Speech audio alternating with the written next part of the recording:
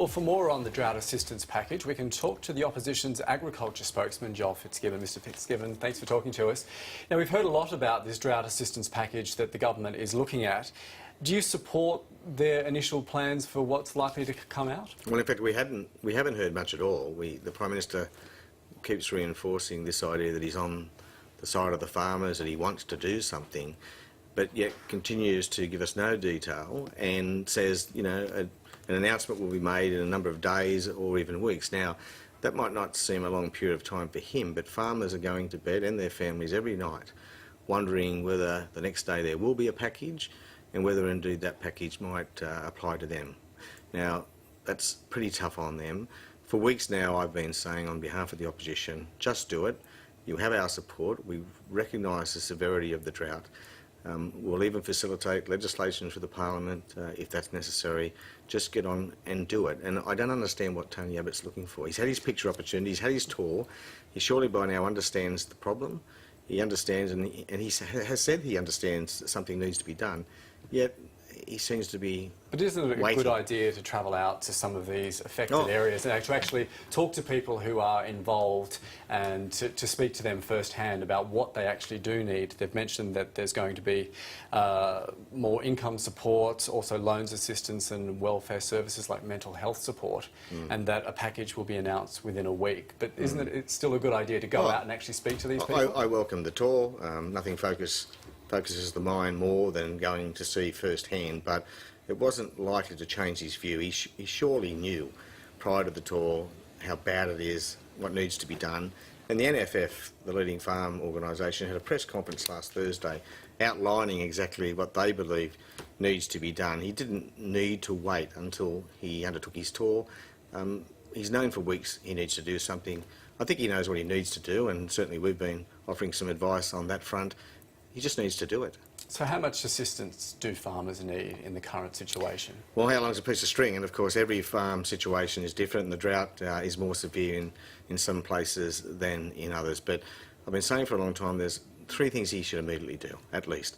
First, get on with something on the farm household support package. Loosen up the means test, bring it forward if you can, although I think there might be some logistic problems in bringing it forward. Certainly, I believe on advice he needs to legislate. He missed an opportunity last week while both houses of Parliament were sitting. We could have got, with the opposition support, he could have got a package through both houses. Now, we go back next week, but the Senate doesn't. So there's a lost opportunity there. He needs to enhance further Labor's low interest loan scheme. Now, he can do that with a stroke of a pen, no problem whatsoever.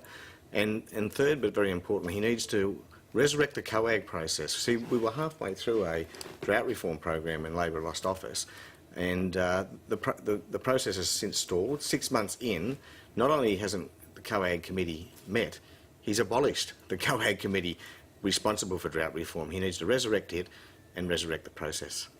The Prime Minister's also ruled out long-term subsidies, saying that the farming and agriculture industries need to be competitive and self-sufficient. Do you think that is, do you agree with that? Do you think that there should be long-term subsidies, or do you think it should be, as the Prime Minister has said, that like a disaster relief package? Well, the drought reform process up until now has enjoyed bipartisan support, and I think it will continue to do so. And we all agreed that the old system, big interest rate subsidies, were bad public policy.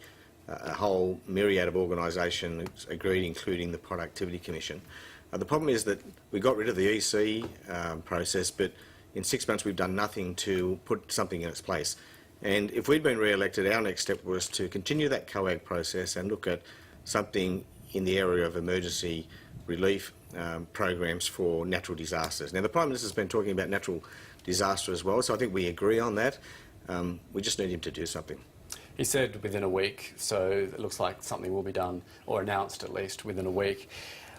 With your experience in this sort of sector, what are some of the main things that really help farmers? Is it relief from interest rates on loans and different things like that? What are some of the things that they really need to get through this drought, putting politics aside? Well, at the end of the day, it comes down to cash, doesn't it?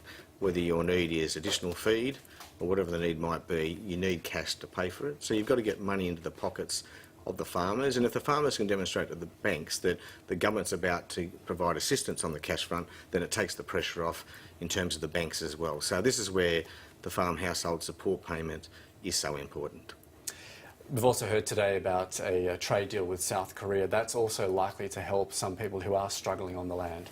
In the medium to long term, yes, and of course the trade deal began under the former Labor government, so it's a bit unfortunate that the government doesn't give recognition for that. But I was a bit concerned today when I saw the government suggesting, well, yeah, we haven't done anything on drought yet, but we're doing lots for farmers through the South Korean free trade arrangements. But that's something that will come into place at the end of the year. And of course, it'll be some time before farmers really begin to see some benefit from that. So it's a bit churlish to say, well, we're doing something else. Oh, it's good news, and happily, the government has now agreed to release the terms of the agreement, something they've been unprepared to do up until now. So the opposition now has an opportunity to study the detail of the agreement and determine whether it's in the national interest, as I'm sure it is. But in all of these agreements, within these agreements, there are winners and losers, and we want to be reassured that Australia is very much a net winner. Okay, Shadow Agriculture Minister Joel Fitzgibbon, thanks for talking to us. That's a pleasure. America's intelligence